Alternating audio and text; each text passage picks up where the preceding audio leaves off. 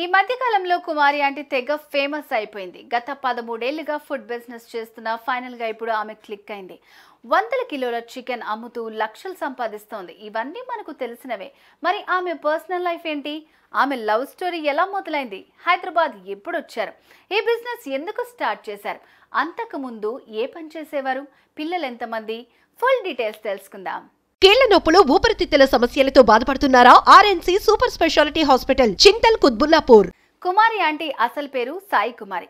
ఈమె కైకలూరులోని తామరకొల్లులో జన్మించారు. ఈమెకు ఓ అన్న అక్క ఉన్నారు. అన్నయ్య పేరు మురళీకృష్ణ, అక్క పేరు నాగసుశీల. కుమారి 4వ తరగతి వరకు చదువుకున్నారు.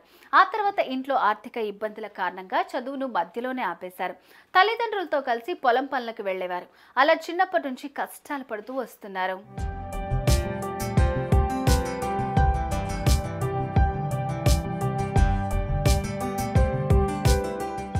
ఈ క్రమంలో కుమారి టైలరింగ్ నేర్చుకుంటూ ఉండగా ఆమె దగ్గరి బంధువైన మేనత్తకి బావ కొడుకు ఆమెను చూశారు.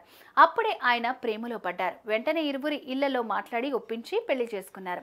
అయితే కుమారి ఆంటీ అత్తయ్య బాప్తిజం తీసుకోవడంతో ఆమెను ఎక్కువగా పూజలు చేయనిచ్చేవారు కాదు. దీంతో ఆమె కూడా అత్తతో చర్చికి వెళ్లడం, అటు పూజలు చేయటం, ఇటు అల్లాను కూడా ప్రార్థించడం చేసేది.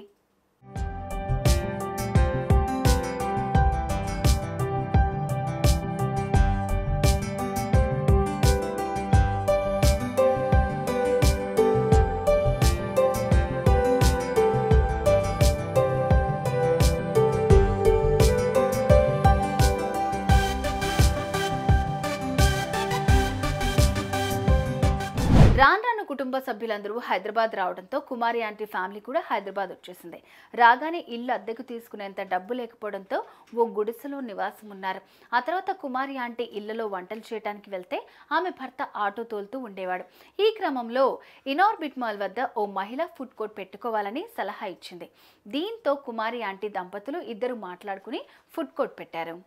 అన్లిమిటెడ్ అంటే మేము స్టార్ట్ చేయకముందల నుంచి ఉంది ఇక్కడ అన్లిమిటెడ్. అప్పుడు 40 రూపీసే ఉండే rice, dal rice full meals. Chicken ఏమో 60 ఉండే.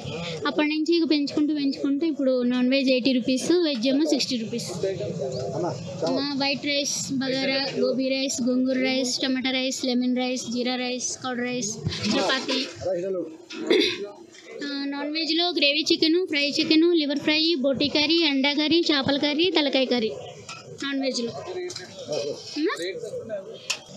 టైమింగ్ అంటే 12 గంటల నుంచి 4 గంటల వరకు, 7 గంటల వరకు.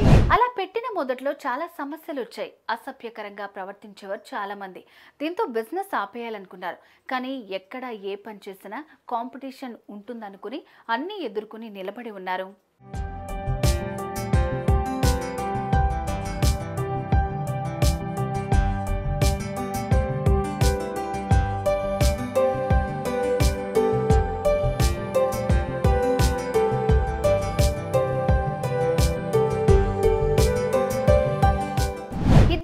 స్టార్ట్ చేసిన ఫుడ్ స్టాల్లో ఇప్పుడు చాలా మందే పనిచేస్తున్నారు.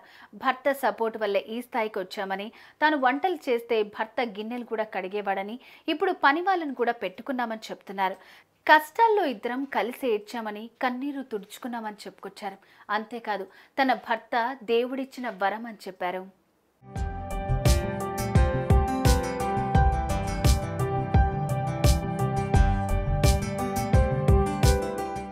తమకు 2 పిల్లలని, బాబు డిగ్రీ ఫస్ట్ ఇయర్, పాప ఇంటర్ సెకండ్ ఇయర్ చదువుతున్నారని చెప్పారు. వారికి కూడా కష్టం విలువ తెలిసేలాగా పనులు చేయిస్తానని చెప్పారు. కాగా తన అన్న ఇప్పుడు చెన్నైలో సాఫ్ట్వేర్ ఇంజనీర్ అని, తనకు కూడా చదువుకోవాలని చాలా ఉండేదని చెప్పారు. అందుకే తమ పిల్లలు ఏం నేర్పించినా నేర్చుకుంటానని తెలిపారు.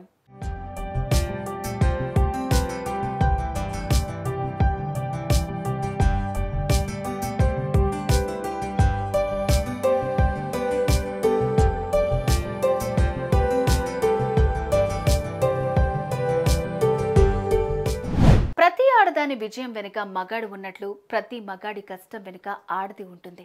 కష్టపడి పైకి వస్తున్నారు ఈ జంట. ఈజీగా డబ్బులు ఎవరికి కూడా రావు, కష్టపడితేనే వస్తాయి. ఉదయం 4 గంటల నుంచి పనులు మొదలుపెట్టి ఇప్పుడు 100 మందికి భోజనం పెడుతున్నారు. త్వరలోనే ఓ హోటల్ కూడా ఓపెన్ చేస్తామంటున్నారు. నిజానికి ఈ జంట ఎంతో మందికి ఆదర్శమనే చెప్పాలి. ఏమంటారు? కామెంట్ చేయండి.